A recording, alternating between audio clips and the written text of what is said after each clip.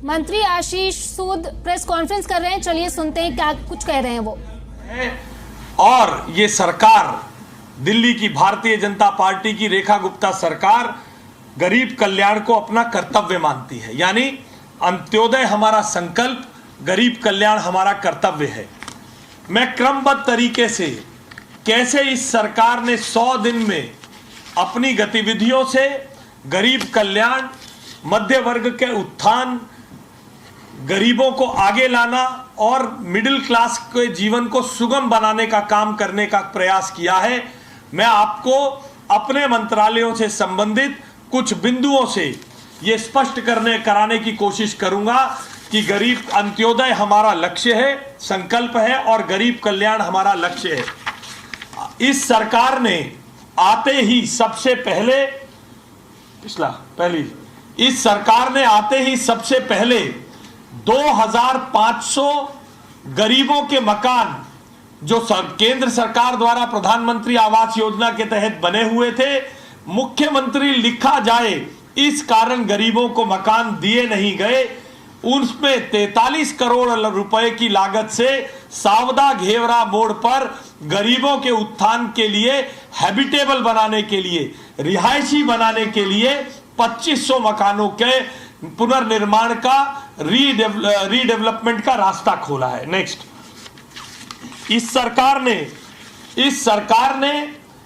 केवल भारतीय जनता पार्टी की इस सरकार ने जो 27 साल बाद बनी है, मोदी जी के संकल्पों को पूरा करने के लिए मुख्यमंत्री रेखा गुप्ता जी के निर्देश पर ड्यूसिप में पहली बार 700 करोड़ रुपए का बजट दिया गया है, ताकि झुग्गी में रहने वालों का जीवन सुगम हो, झुग्गी में रहने वालों के लिए नए टॉयलेट ब्लॉक्स बने, झुग्गी में रहने वाले लोगों के लिए, जो माताएं बहनें रहती हैं जिनके लिए स्नान गृह नहीं है, खुले में नहाना पड़ता है या अपने घर के अंदर झुग्गी के अंदर नहाने की व्यवस्था करनी पड़ती है, पहली बार 700 करोड़ रुपए देकर इस सरकार ने झुग्गी वालों के संदर्भ में जीवन आसान करने का काम किया है। और आपको यहां बताना बहुत जरूरी है, पिछली सरकार ने रात को 11:50 पर 31 मार्च को ड्यूसिप का बजट दिया था, ताकि वो इस्तेमाल भी ना हो सके। और आज ये सरकार, पिछली सरकार अपने आप को झुग्गी वासियों का बहुत बड़ा हितैषी कहने का बात करती है। उपस्थित साथियों, इस सरकार ने आते ही इस शिक्षा की व्यवस्था में आमूलचूल परिवर्तन करने का काम किया है। दिल्ली के विश्वविद्यालयों से दिल्ली सरकार के संबंधित कॉलेज तमाम लड़ाई में पड़े रहते थे। दिल्ली के बच्चों का, आज दिल्ली विश्वविद्यालय में कौन पढ़ने जा रहा है? आपके हमारे मध्यवर्गीय परिवारों के बच्चे जा रहे हैं। 12 कॉलेजों के अध्यापकों का, 12 कॉलेजों के टीचरों का, 12 कॉलेजों के नॉन टीचिंग स्टाफ का, उन बच्चों का जीवन कठिन हो गया था। इस सरकार ने दिल्ली विश्वविद्यालय के 12 कॉलेज और संबंधित विश्वविद्यालयों का ग्रांट इन एड, जी हां, 417 करोड़ रुपए का ग्रांट इन एड 1 अप्रैल शाम से 2 अप्रैल सुबह के बीच में इस सरकार ने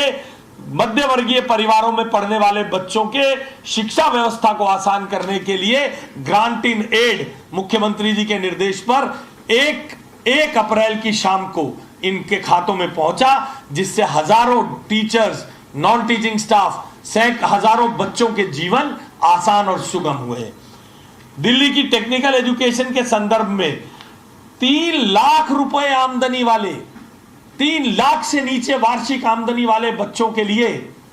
आप कल्पना कीजिए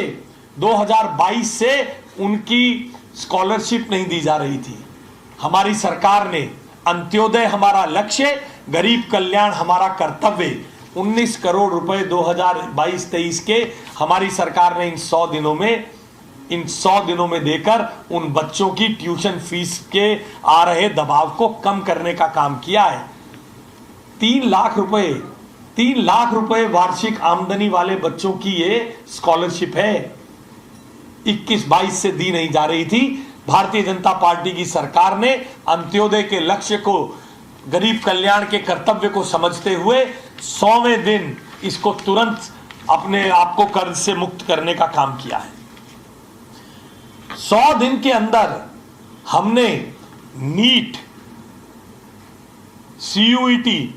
आदि की पढ़ाई बच्चों को निशुल्क, गरीब सरकारी स्कूलों के बच्चे जो एस्पिरेशन रखते हैं नीट की परीक्षा की, जो एस्पिरेशन रखते हैं सीयूईटी में अच्छे सेंट्रल यूनिवर्सिटी में पढ़ने की, ऐसे बच्चों के लिए ऑनलाइन कोचिंग की व्यवस्था हमने कराई। फिजिक्स वाला जैसे बड़े पोर्टल भारत सरकार के एनएसडीसी की कंपनी के साथ, जिसमें हजारों बच्चों ने नीट और सीयूईटी का, इन गरीब बच्चों के कल्याण का, इन गरीब बच्चों के उत्थान का सोच हमारी सरकार, जैसा मैंने बार बार कहा, अंत्योदय हमारा लक्ष्य है, गरीब कल्याण हमारा संकल्प है, गरीब कल्याण हमारा कर्तव्य है। इसी गरीब कल्याण के लक्ष्य को सार्थक करते हुए मैं बार बार आपके सामने पहले भी कहा है, मैंने आप में से भी किसी को कह दिया जाए कि तुम्हें अगर दोबारा 10वीं क्लास में टाइम की मशीन को उल्टा करके आपको 10वीं क्लास में भेज दिया जाए तो सबसे पहले क्या करोगे? 100 में से 99 लोग कहते हैं इस बार अच्छी तरह पढ़ाई करूंगा।